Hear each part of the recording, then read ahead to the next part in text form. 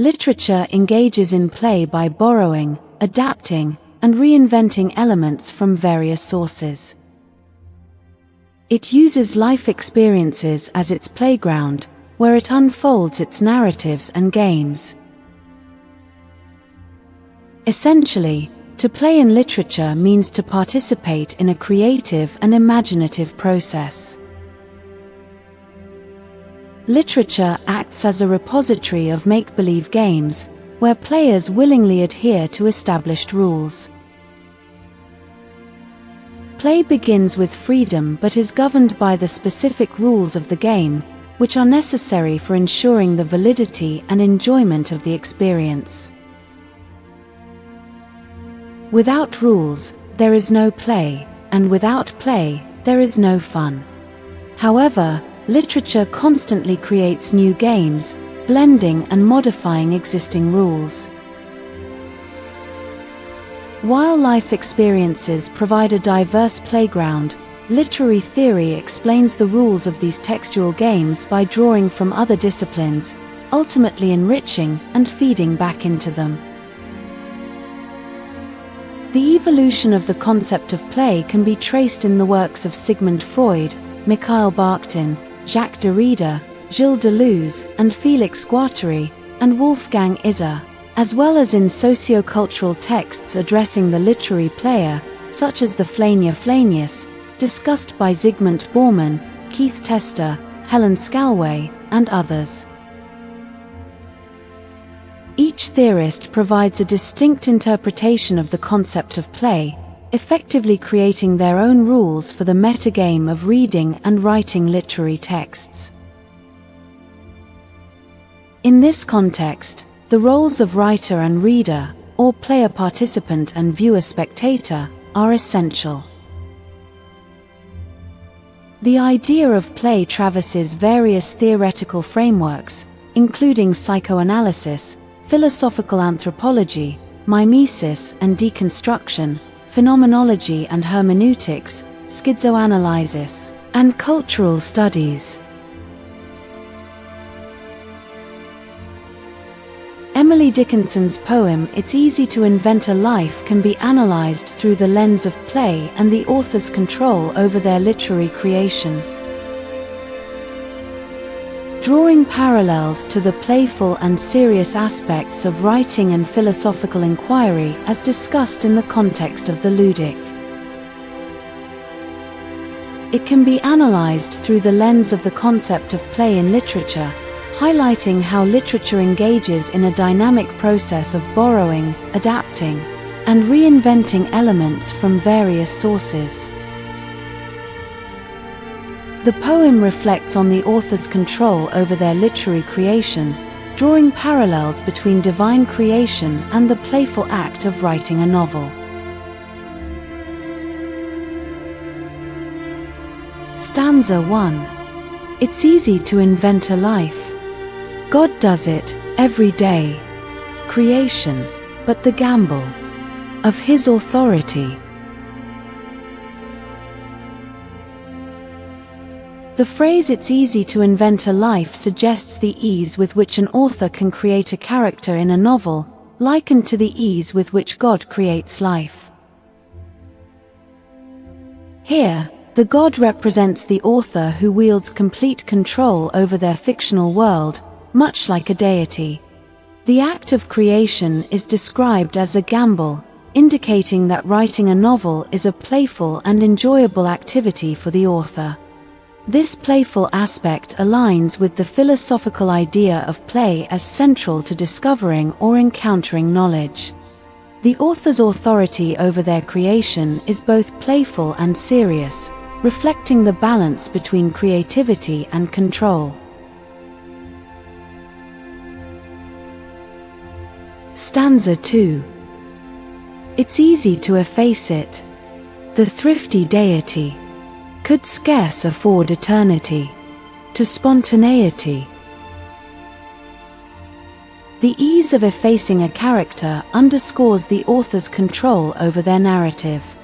The deity, representing the reputable author, must balance creative impulses with careful planning. Eternity symbolizes the enduring nature of published works, suggesting that while spontaneity is important, it must be tempered to ensure the coherence and longevity of the literary creation. This stanza reflects the philosophical notion that play, while essential, must be directed purposefully to achieve meaningful outcomes, much like Socrates' view of motivated play. It's easy to efface. It illustrates how easily an author can remove or erase a character from the narrative. The deity, or reputable author, must balance their creative impulses with careful planning. Eternity symbolizes the enduring nature of published works, and the author must be judicious, as too much spontaneity could undermine the coherence and longevity of their creation. This reflects the necessity of rules in literary play. Without rules, there is no play, and without play, there is no enjoyment.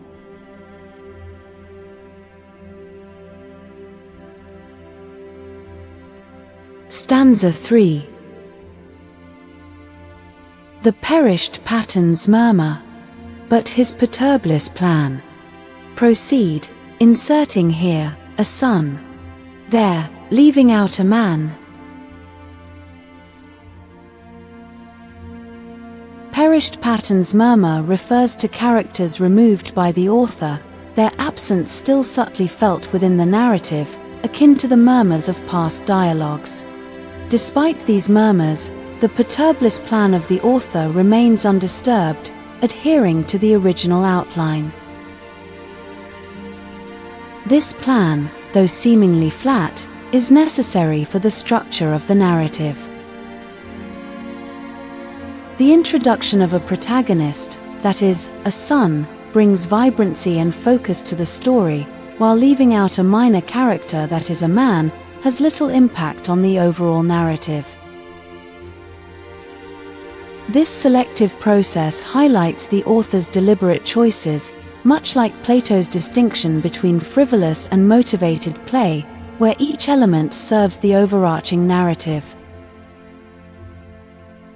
The poem emphasizes the author's godlike control over their literary world, creating and erasing characters with ease.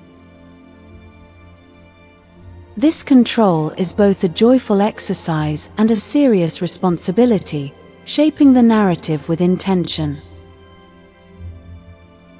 Dickinson portrays writing as a playful yet deliberate act, mirroring the philosophical idea that play is central to discovering knowledge. The balance between spontaneous creativity and thoughtful planning is crucial for producing a work that endures. The poem suggests that published works, that is, eternity, must be crafted with care, as too much spontaneity can undermine their lasting impact. Reflecting the necessity of motivated play in serious philosophical and artistic endeavors. The dynamics between major and minor characters, that is, a son and a man, underscore the author's selective focus, ensuring that each element serves the overarching narrative, much like the careful construction of a just society in Plato's Republic. Through the lens of the ludic and authorial control, Dickinson's It's Easy to Invent a Life serves as a metaphor for the creative process of writing a novel. The poem reflects the ease with which an author manipulates their fictional world, balancing spontaneity with planning to achieve an enduring literary creation. The imagery of creating and erasing characters, along with the distinction between major and minor roles, underscores the meticulous nature of literary creation. This analysis parallels philosophical discussions of play as an essential and serious dimension of human expression, emphasizing the author's playful yet purposeful engagement with their craft. Dickinson's poem can be analyzed through the theoretical frameworks of Freud, Bakhtin, Derrida, Deleuze, and Guattari, and Iser. We see each theorist's distinct interpretation of the concept of play. Freud's psychoanalysis highlights the role of the unconscious in creative expression. Bakhtin's philosophical anthropology emphasizes the dialogic nature of texts, where multiple voices interact. Derrida's deconstruction reveals the instability of meaning, suggesting that play is inherent in the act of reading and writing. Deleuze and Guattari's schizoanalysis explores the multiplicity and fluidity of desire in literature. While Iser's phenomenology and hermeneutics focus on the interaction between the reader and the text. These theoretical perspectives show that the idea of play traverses various frameworks, enriching our understanding of literary creation. The roles of writer and reader, or player participant and viewer spectator, are essential in this dynamic process. Literature, as a repository of make-believe games, constantly evolves, drawing from life experiences and other disciplines to create new and engaging textual games. In conclusion, Dickinson's It's Easy to Invent a Life serves as a metaphor for the creative process of writing a novel, reflecting the playful yet deliberate nature of literary creation. The poem emphasizes the author's control, the balance between spontaneity and planning, and the enduring impact of published works. Through the lens of play, we gain a deeper appreciation of the intricate and dynamic nature of literature and its ability to engage, entertain, and enlighten.